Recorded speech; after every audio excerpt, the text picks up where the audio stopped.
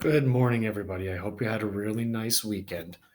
Um, Still finalizing your grades. Thanks to everybody who's sending me late work. I really appreciate it. That's going to bode well for you.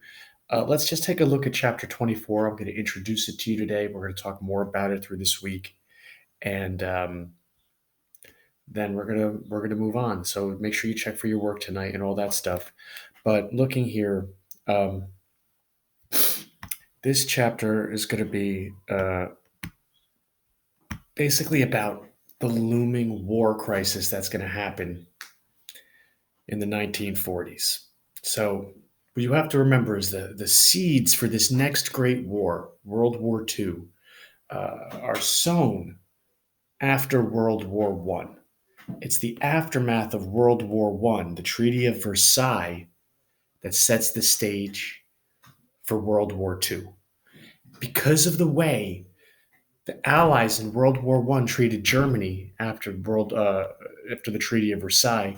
Germany gets its own huge depression. The depression's global. Um, it's in this atmosphere of economic problems that dictators are expected to rise up. So you're going to get your Hitlers, your Stalins, your Mussolinis.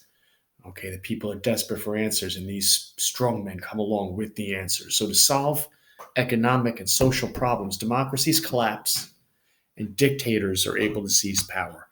Dictators like Joseph Stalin killed way more people than Hitler. First, big communist dictator of the Soviet Union during World War II. So he's going to rise up and take over the Soviet Union. He decides to make the Soviet Union all about agriculture and industry. That's this symbol. You've probably seen this symbol before: agriculture and industry. This is the sickle. It symbolizes agriculture. It's the tool used to cut down wheat. This is the hammer.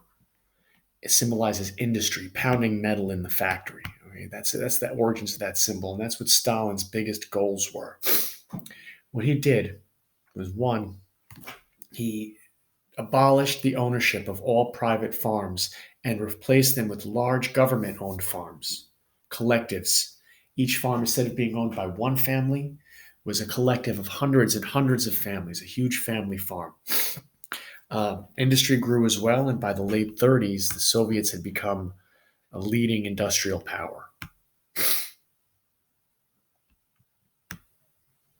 Okay, so Stalin was a paranoid, ruthless killer.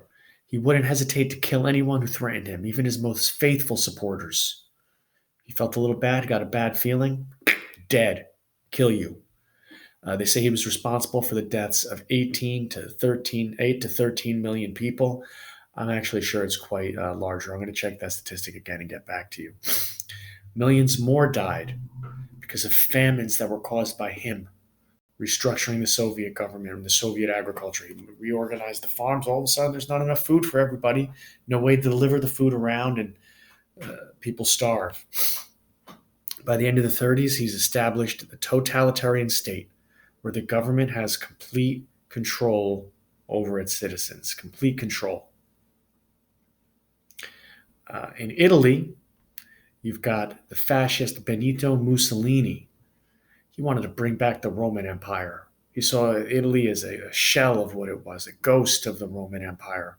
So they stressed nationalism, Italy first, and placed the interest of the state above people.